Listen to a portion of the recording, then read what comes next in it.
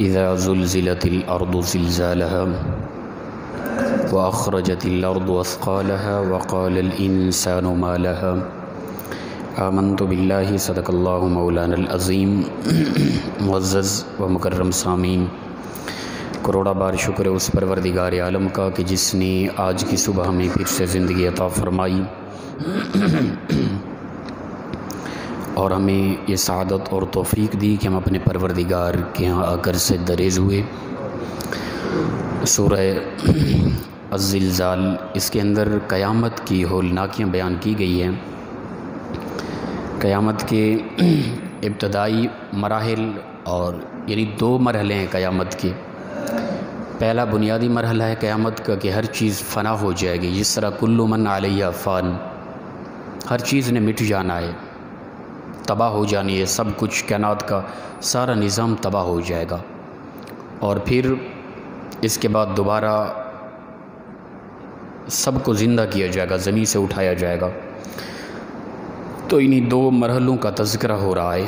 اذا زلزلت الارض زلزالها، جب فرمایا کہ ہلائی جائے گی زمین، زلزلے آئیں گے زمین پر اور لگاتار زلزلے آئیں گے۔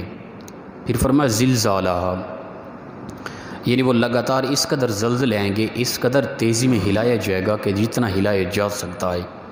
انسان تصور نہیں کر سکتا کہ زمین کو کتنا تیزی میں حرکت دی جائے گی، اور وہ بار بار دی جائے گی۔ یہ نہیں کہ ایک مرتبہ ہو گیا بس تھم جائے گی، نہیں، ایسے زلزلے آئیں گے کہ زمین کا جو خطہ مشرق کی طرف ہے وہ مغرب کی طرف چلا جائے گا، جو مغرب کی طرف ہے وہ مشرق کی طرف چلا جائے گا۔ یعنی اس قدر زمین کو ہلایا جائے گا، زمین پر اس قدر زلزلے آئیں گے، کائنات کی ہر چیز تباہ ہو جائے گی، کچھ بھی سلامت نہیں رہے گا۔ یہ پہلا مرحلہ ہے۔ وَأَخْرَجَتِ الْأَرْضُ وَأَثْقَالَهَا، یہ دوسرا مرحلہ ہے کہ زمین اپنے اندر سے سارا بوجھ نکال پھینکے گی، زمین کے اندر جو بھی تھا وہ نکال دے گی۔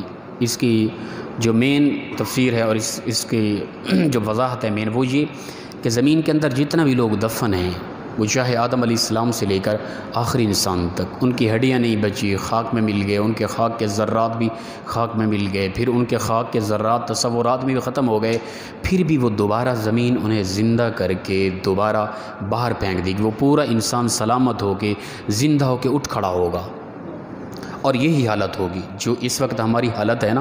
مرنے کے بعد انسان جب عالم برزخ کی طرف چلا جاتا ہے نا، دنیا کی زندگی سے وہ مختلف زندگی ہے بالکل۔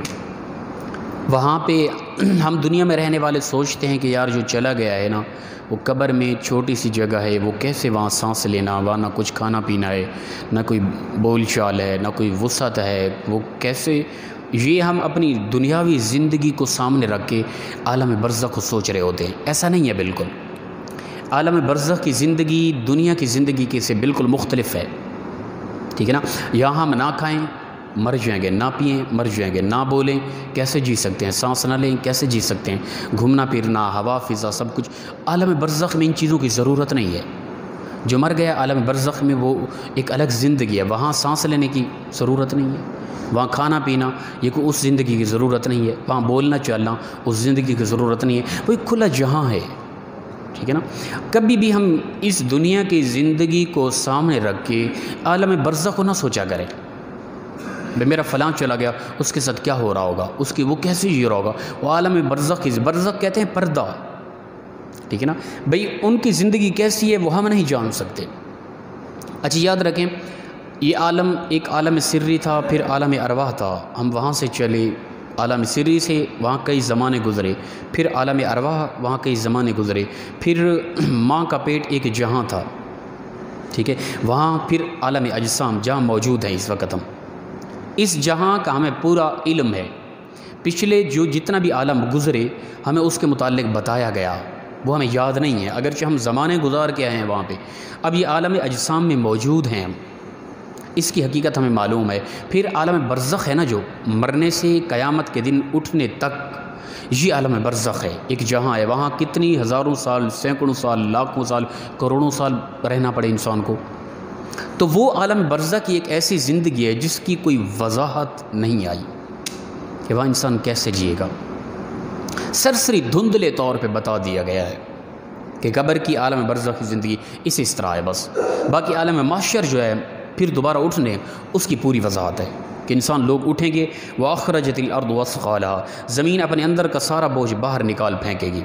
اور جب انسان دیکھے گا کہ زمین اس قدر زلزلے آ رہے ہیں, وَقَالَ الْإِنسَانُ مَا لَهَا, انسان کہے گا کیا ہو گیا اس زمین کو.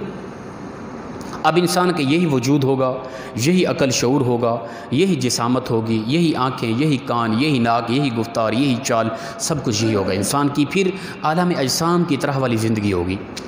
دوبارہ جب انسان کو زمین باہر پھینکے گی, انسان بڑا تعجب حیران کن ہوگا. وقال الانسان ما لہا, انسان کہے گا ہائے افسوسی کیا ہو گیا زمین کو, یہ کیوں نہیں ٹھہر رہی, اس قدر زلزلے, اس قدر ہل رہی ہے. یومئذ تحدث اخبارها, تو اس دن ساری حقیقت, ساری باتیں, ساری وضاحت یہ باہر پھینک دے گی. زمین سب کچھ بتا دے گی, سب خبریں دے دے گی. زمین بتائے گی کہ مجھ پر کیا کچھ ہوا تھا. یہ انسان بڑا عالم بنا پھر رہا تھا, حقیقت اس کی, حقیقت میری زمین جانتی ہے میں زمین پر کیا کچھ, جب تنہا ہوتا ہوں آپ تو نہیں دیکھ رہے ہوتے نا, میرا کیا کردار ہے آپ کو علم نہیں ہے. زمین گواہ ہے اس چیز کی. میں کہاں خفیہ طور پہ اللہ کو مناتا ہوں, کہاں کہاں بیٹھ کے میں دعائیں کرتا ہوں, کہاں کہاں بیٹھ کے میں غلطیاں کرتا ہوں, کیا کیا میرے گناہ ہیں, کیا کیا میرا کردار ہے, وہ میرا رب جانتا ہے, میں جانتا ہوں. جہاں جو کچھ میں کر رہا ہوں نا, زمین اس چیز کو نوٹ کر رہی ہے. قیامت کے دن اللہ فرماتا ہے کہ یہی زمین ہوگی یومئذ تحدث اخبارا, ہر ایک بات کی خبر زمین دے دے گی کہ اے پروردگار تیرے فلاں. اس لیے کہتے ہیں نا کہ جب نماز جماعت ہو رہی ہوتی ہے نا, جماعت ہو جانے کے بعد جگہ تبدیل کر لو. اس کی وجہ کیا ہے؟ وجہ یہ ہے کہ تم نے جہاں جماعت کے ساتھ نماز پڑھی نا, اس جگہ نے تمہاری گواہی دینی ہے کہ اس بندے نے اس خطے پر اس جگہ پہ نماز پڑھی تھی. جگہ بدلو گی اور جگہ گواہ ہو جائے گی تمہاری. تو لہٰذا زمین پر جہاں کہیں زیادہ سے زیادہ کوشش کرو کہ زمین کو گواہ بناؤ اپنی نیکیوں کے متعلق. بِأَنَّ رَبَّكَ أَوْحَىٰ لَهَا, فرمایا کہ بے شک اس لیے کہ اللہ کی طرف سے حکم ہوگا زمین کو کہ اے زمین بتا یہ انسان کیا کچھ کرتا رہا تیرے اوپر.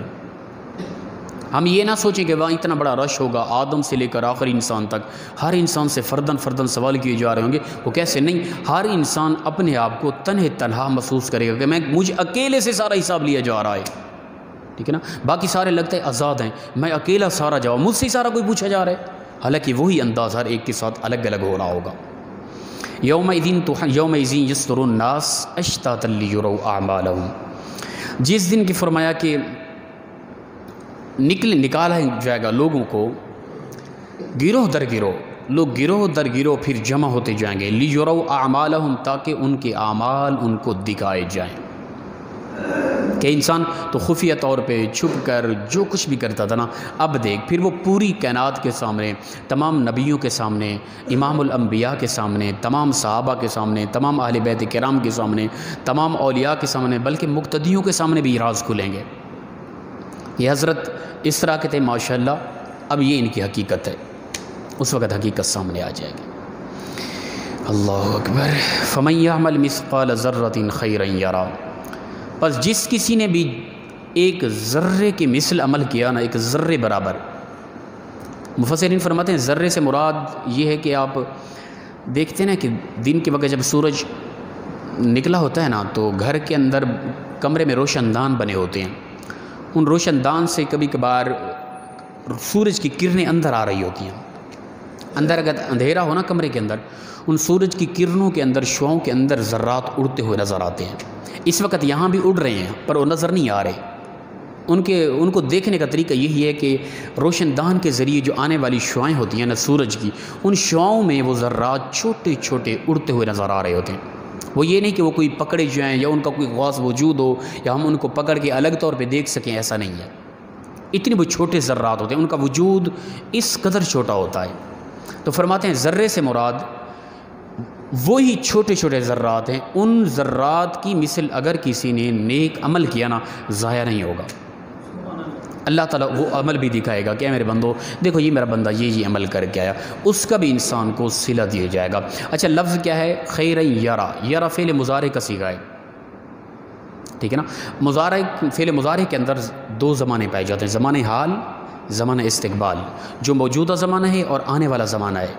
اللہ فرماتے ہیں خیرا یرا، ایک ذرہ برابر بھی کسی نے اچھائی کی نا، اس کا صلہ انسان کو اب بھی دیا جائے گا، قیامت کے بعد بھی دیا جائے گا۔ ہم نیکی کر رہے ہیں نا، اس کا صلہ ڈبل ملنا ہے، ہم نے دو وقتوں میں دنیا میں بھی اس کا صلہ ملے گا، قیامت کے بعد بھی ملے گا۔ وَمَن يَعْمَلْ مِثْقَالَ ذَرَّةٍ شَرًّا يَرَهُ، اور جس کسی نے بھی ایک ذرہ برابر شر کیا، گناہ کیا، غلطی کی، خطا کی جان کر، یارا، تو اس کو دنیا اور آخرت میں اس کی سزا دی جائے گی۔ تو کوئی بھی ایسا عمل نہیں ہے ہم یہ بھول جائیں، ہم بڑے افسر ہیں، کسی آفس میں ہیں، کوئی بڑے اقتدار پر ہیں اور ہم ظلم و ستم کر رہے ہیں یا کرپشن کر رہے ہیں، کسی کو پتہ نہیں، چھوٹے عملے کو پتہ ہے، اور ہم نے ان کی الگ الگ ڈیوٹیاں لگائی ہیں، یہ کرنا ہے اور ہم تک پہنچانا ہے۔ یاد رکھیں ایسے خناس قسم کے لوگ، بڑی گرفت ہونی ہے، یہ بھول جائیں کہ بس آپ جس طرح کے بڑے ہیں اس وقت یہی رہیں گے آپ، نا نا نا نا، مرتے ہی آپ لوگوں سے یہ طاقتیں چھین لی جائیں گی۔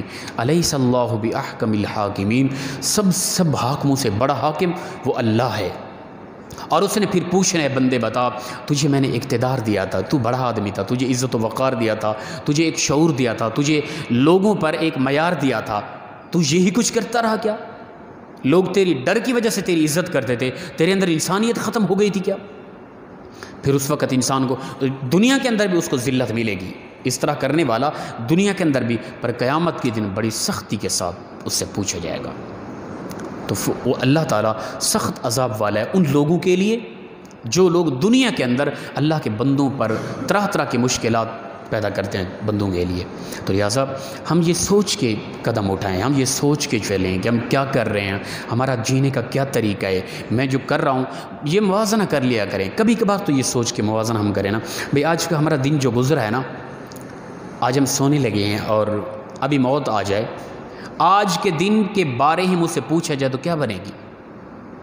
کتنی میری نمازیں ہیں، ان نمازوں میں کتنا خلوص ہے، کتنا ذکر و اذکار ہے، اس ذکر و اذکار میں کتنا خلوص ہے، کتنا لوگوں کے ساتھ حسن اخلاق ہے، کتنا لوگوں کے ساتھ بدتمیزانہ انداز ہے، ماں باپ کی کتنا عزت و وقار کی ہے میں نے، ماں باپ کے ساتھ کتنی بے عزتی کی ہے ان کی، قریبی ہمسایوں کے کتنے مال کو سلب کیا ہے، قریبی ہمسایوں کے کتنے حقوق ادا کیے ہیں، بیوی کے ساتھ کیسا حسن سلوک تھا، اولاد کی تربیت بہتر کیسی ہوئی ہے، یا میری اولاد کتنا بگڑی ہوئی ہے میرے تربیت کی وجہ سے، یہ سارے معاملات دیکھ کر ہم رات کو سوئیں، ہمیں پتہ چل جائے گا کہ ہم کن راہوں پر چل رہے ہیں، ہماری اخروی زندگی ہم نے کس قدر ٹھیک کر کے رکھی ہے یا کس قدر ہماری اخروی زندگی برباد ہو چکی ہے۔ موازنہ خود بھی کبھی اپنے نفس کی عدالت میں خود کو بھی کھڑا کر دیا کریں ہم۔ جس دن میں نے اور آپ نے اپنی نفس، کیونکہ نفس کی عدالت میں جب ہم خود کو کھڑا کریں گے نا، نفس کی عدالت میں کبھی ناحق فیصلہ نہیں ہوتا، اپنی عدالت میں خود کو کبھی کھڑا کر کے دیکھیں، اپنی عدالت میں کبھی جھوٹ نہیں چلتا، حقیقت وہ سامنے ہوگی، انسان سوچ رہا ہوگا میں کیا کر رہا ہوں، کتنا میں جھوٹا ہوں، کتنا سچا ہوں، کتنا عادل ہوں، کتنا میں ظالم ہوں، کتنا اچھا ہوں، کتنا برا ہوں، انسان کو ساری حقیقت اس کے سامنے آئے، اپنی عدالت میں خود کو کھڑا کرے۔ خدا کی قسم اس کائنات میں، اس دنیا میں اس وقت سب سے بہترین عدالت ذاتی ہے انسان کی، انسان خود اپنی ذات کے بارے جو فیصلہ کر رہا ہے۔ تو روزانہ رات کو اپنی نفس کی عدالت میں خود کو کھڑا کر کے فیصلہ کر لیا کریں، پھر سوچیں کہ میں کس قدر سزا کا مستحق ہوں، تاکہ اگلا آنے والا دن ہے اس میں بہتر عمل کروں، اس میں اچھائی زیادہ کروں، اس میں برائیوں سے بچوں، اس لیے کہ رات کو میں نے اپنی عدالت کے کٹورے میں اپنے آپ کو کھڑا کرنا ہے۔ اللہ تعالیٰ سے دعا ہے پروردگار مخلص انداز میں ہم سب کو عمل کی توفیق عطا فرمائے۔ وآخر دعوانا ان الحمدللہ رب العالمین۔ الصلاۃ والسلام علیک یا سیدی یا رسول اللہ۔